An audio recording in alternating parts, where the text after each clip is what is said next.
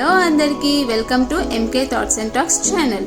Normally పెరుగులో నుంచి నెయ్యి తీస్తూ ఉంటారు, కానీ నేను ఇక్కడ పాల మేగడలో నుంచి నెయ్యి తీస్తున్నాను. ఎందుకంటే మేము పెరుగు అనేది అంతగా ఎక్కువగా పెట్టాము ఇంట్లో, అండ్ ఆల్సో పాలు అనేది కూడా చాలా రేర్గా తెచ్చుకుంటూ ఉంటాము. సో దాంట్లో వచ్చే మేగడ అంటే నాకు అస్సలు నచ్చదు. సో దాన్ని ఆల్టర్నేట్గా యూస్ చేసుకోవాలంటే గీగా యూస్ చేసుకోవడమే బాగుంటుంది, అండ్ ఆల్సో నాకు చాలా ఇష్టము. సో దానికి ప్రాసెస్ వచ్చేసి ఫస్ట్ 1 month వరకు మేగడ అనేది కలెక్ట్ చేసుకొని పెట్టుకోవాలి. 1 month తర్వాత దాన్ని ఒక మిక్సీ జార్ తీసుకొని ఫస్ట్ అది గట్టిగా ఉంటుంది కాబట్టి మిక్సీ జార్లో వేసేసుకొని కోల్డ్ వాటర్ పోసుకోవాలి కొద్దిగా. సో కొద్దిగా కోల్డ్ వాటర్ పోసుకుంటూ దాన్ని లూజ్ చేస్తూ ఉండాలి, మిక్సీ పడుతూ ఉండాలి. దాని తర్వాత అది ఎక్కువ క్వాంటిటీ ఉంటుంది కాబట్టి కొంచెం తీసి ఒక గిన్నెలో వేసుకోవాలి.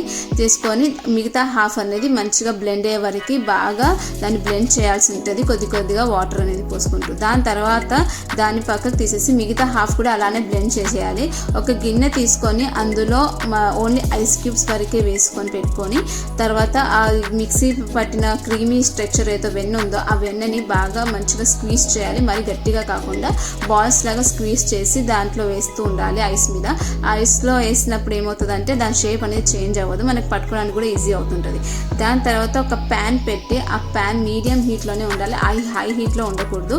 మీడియం హీట్లో ఉన్నప్పుడు ఈ యొక్క బాల్స్ని అందులో వేస్తే అది మొత్తం కరిగిపోయి వాటరీ టెక్స్చర్లో వచ్చేస్తుంది. ఫస్ట్ వచ్చిన తర్వాత దాన్ని కలుపుతూ ఉండాలి. నేను కూడా ఫస్ట్ చాలా భయపడేదాన్ని, ఇది మొత్తం అసలు అవ్వట్లేదు గీ లాగా అనుకుంటాం, కానీ ఇది అప్పుడే అవ్వదు. సో మనం దాన్ని మంచిగా మిక్స్ చేస్తూ దాంట్లో కొద్దిగా కరివేపాకు నలుసు చిటికెడు పసుపు వేసుకుంటే మనకి కలర్ కూడా వస్తుంది.